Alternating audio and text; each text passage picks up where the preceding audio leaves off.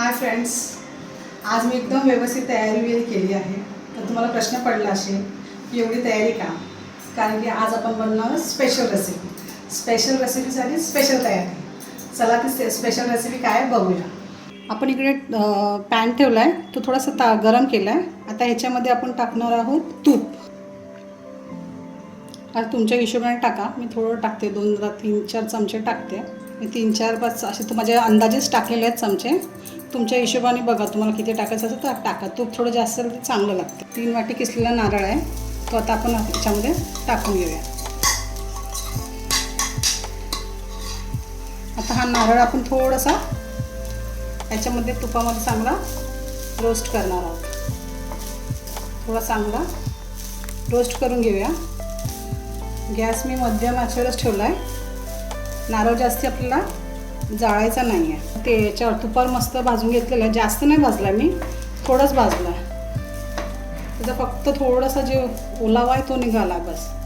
आता याच्यामध्ये आपण 1 वाटी हे किसून घेतला आहे मी गूळ, तो घालणार आहोत. 1 वाटी मी एकदम भरून घेतला आहे. तुम्हाला जसं गोड पाहिजे तसं घ्या.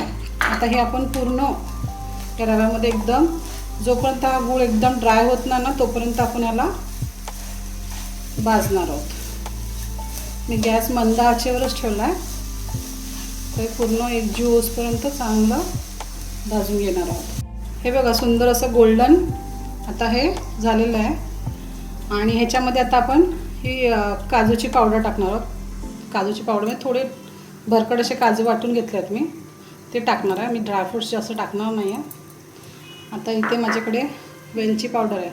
वेलची थोडीशी होती म्हणून ती मी साखरमध्ये वाटली आहे थोडी. ही वेलची पावडर टाकू. आणि आता आपण चांगलं परत एकदा थोडं रोस्ट करून घेऊ याला व्यवस्थित, अजून की ते ड्राय झालं पाहिजे अजून चांगलं. आणि हे बनवताना तुमच्याकडे जर फ्राय पॅन असेल ना, म्हणजे नॉनस्टिकचं काय पण असेल ना, नॉनस्टिकचं भांडं असेल ना, तर त्याच्यामध्येच तुम्ही करा.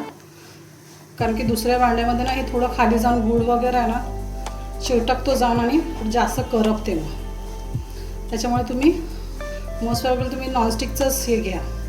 जेव्हा आपण मोदकचं सारण कराल ना तर नॉनस्टिकमध्ये घ्या. म्हणजे बघा कसं असं खाली लागत नाही, बघा खाली वगैरे चिटकत नाही, काय नाही, व्यवस्थित तुमचं होईल. हे बघा, हे सुंदर तर आपलं सारण तयार झालं आहे.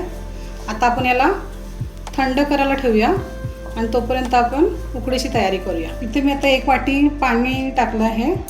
या वाटीने सेम 1 वाटी पाणी टाकलं आहे. आणि ह्याच्यामध्ये आता आपण थोडंसं 1 चमचाभर तूप टाकणार आहोत. थोडंसं तूप टाकणार आहोत. त्याच्यामध्ये थोडंसं चिमटभर मीठ टाकणार आहोत, जरूरचं मीठ. हे बघा, इथे पाणी उकळलं. आता याच्यामध्ये आपण हे तेवढं जेवढं पाणी घेतलं तेवढंच पीठ टाकणार आहोत.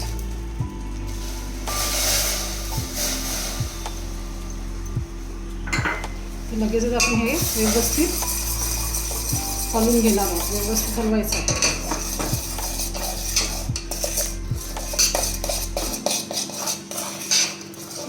झालं व्यवस्थित. हे बॅटर काढून घेऊया आपण पीठ. थोड्याला असं पसरूया, म्हणजे थोडंसं थंड होईल. आता ह्याच्यामध्येच आपण थोडंसं पाणी घेऊया हाताला लावायला. थोडं थंड होऊ देणार आहे. थोडंसं थंड होऊ द्या. तेवढं गरम गरम आपल्याला मळताना नाही, एकदम थंड पण नाही करायचं आहे, पण थोडं थंड होऊ द्या. हे मैत्रिणी, आपलं आता पीठ बऱ्यापैकी थंड झालं आहे. थोडं गरम आहे पण बऱ्यापैकी थंड झालं आहे. तर आपण थोडंसं गरममध्येच पटकन असं मळून घेऊया. हे बघा, मी अजून जरा पण पाणी लावलं नाही आहे, थोडं पण नाही लावलं आहे पाणी. हे बिना पाण्याचंच बघा व्यवस्थित एकजीव झालं आहे. आता व्यवस्थित मळायचं आहे, पण मळताना असं या हाताने जरा हे करून असं करून मळायचं आहे. हलकं हलकं नका मग, व्यवस्थित जरा मळा. हाताला जर पीठ असं चिटकत असेल तर जर असं पाणी हाताला लावा आणि परत त्याला व्यवस्थित मळा.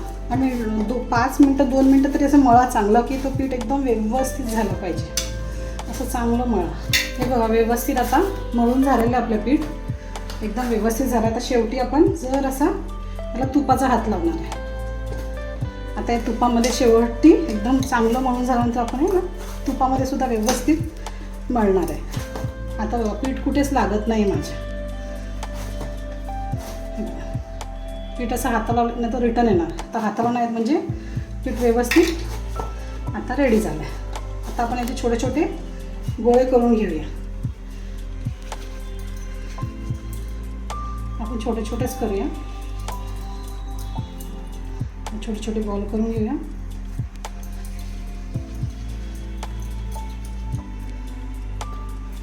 केवढे सुंदर बॉल होतात बघा.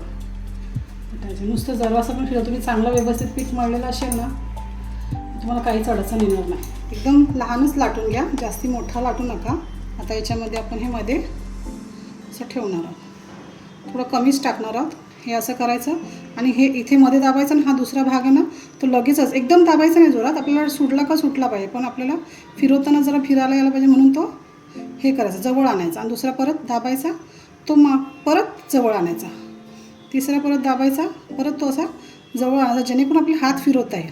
चौथा दाबायचा, परत याच्यात जवळ आणायचा आणि नंतर हे हातानेच असं थोडंसं आतमध्ये ढकलायचं नाही बघा, म्हणजे आपल्याला हळूहळू हळूहळू सगळं एकत्र येते बघा. आता हे सगळे झाले. हा मध्ये घेतला. आता हे आपण हाताने हळूहळू हे जे आहेत एका बाजूला फिरवणार आहोत आणि हळूहळू लॉक करणार आहोत. हे बघा किती सुंदर लॉक झालं बघा. आता आपला बोटं चारी जवळ आणा, अशी चारी बोटं जवळ आणा जेणेकरून तो सारण असं जवळजवळ येईल. किंवा अशी बोटं जवळच ठेवा. त्याला सपोर्ट देऊन देऊन अशी पारी करून घ्या. तर हे असं हळूहळू जवळ घेतलं ना सगळं व्यवस्थित आकार आपला हे खाली दाबायचा आणि ह्याला वरती घ्यायचा, ह्याला जवळ घ्यायचं, ह्याला वरती घ्यायचं आणि ह्याला जवळ घ्यायचं. असं करत करत आपण या मोदकाला आता हळू असं बोटाने असं वरती पकडा. आता हे सगळे बोटं चारी घेऊन असं वरती खेचणार आहोत. आपला एकदम परफेक्ट आकार नाही आहेत पण ठीक आहे, नाहीपेक्षा बरा. इथे आपण पाणी स्टीम व्हायला ठेवलं आहे. आता आपण इथे त्याला चांगलं तूप लावून घेणार आहोत खाली, जेणेकरून आपले जे मोदक आहेत ते चिटकू नये म्हणून. थोडं तूप लावून घेतलं आहे.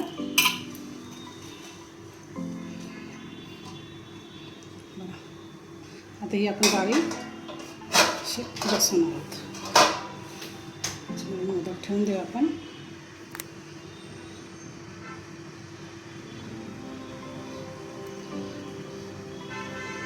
आता आपण याला स्टीम व्हायला ठेवू. 10-15 मिनटं असंच ठेवून देऊ. आता आपले मोदक स्टीम झालेले आहेत. हे बघा मी 10 मिनटं याला स्टीम करायला ठेवलेलं. आता आपण हे काढून घेऊया प्लेटीमध्ये.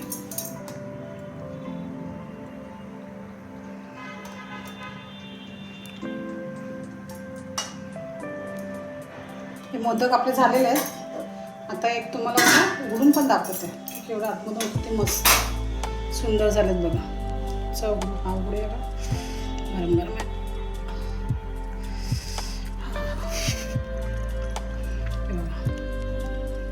किती सुंदर आहे बघा आतमध्ये, एकदम सुंदर झालेला आहे. तुम्ही घरी करा आणि सांगा की रेसिपी कशी झाली आहे आणि मला कमेंट पण करून सांगा. हे सुंदर मोदक बनवून रेडी आहेत. तुम्ही नक्की घरी ट्राय करा आणि केल्यानंतर मला कमेंट करून सांगा की हे मोदक तुम्हाला कसे वाटले.